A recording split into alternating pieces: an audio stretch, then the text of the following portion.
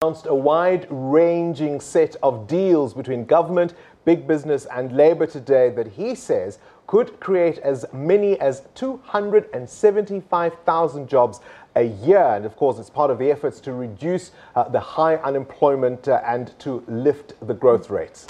More than 2 decades after the end of white minority rule, South Africa still has one of the highest unemployment rates among major global economies, with more than a quarter of our workforce unemployed. And that stats goes much higher if you look at people who've given up looking. Ramaphosa addressed the Presidential Job Summit in Midrand today.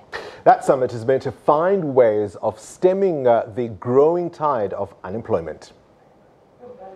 Formation of our economy. Gathered here to make South Africa work, trying to find practical solutions to tackle the rising unemployment.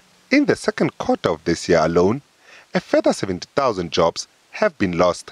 In his State of the Nation address, President Cyril Ramaphosa pledged to arrest the decline in unemployment figures. Now he's making good on that promise and has urged all social partners to help salvage the NDP goals. This summit is the beginning, is the real start of a process that will engage all the social partners in serious engagement. It is therefore not a once-off event, but the first phase of an extensive process in which all of us will work closely together to improve growth, to protect existing jobs, and to work together to create new jobs, because this is a common problem to all of us. President Ramaphosa has set up a presidential job committee to monitor implementation of agreements reached.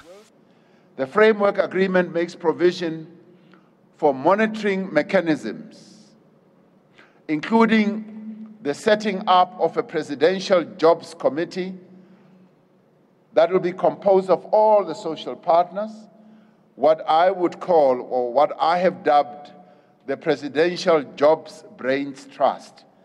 And each time I've met them, I've said to them, colleagues, combined here and meeting here in this setting is the true brains trust of our nation with regard to job creation. And let us therefore utilize this strength and this platform to make sure that indeed we do address the unemployment challenge in our people.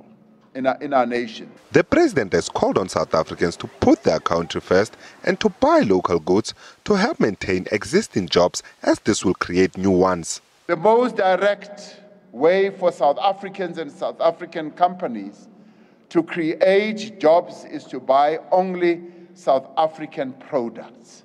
And this is the time to put South Africa first. This is the time to put South Africans first. And this we say not in an arrogant way, like it is said elsewhere.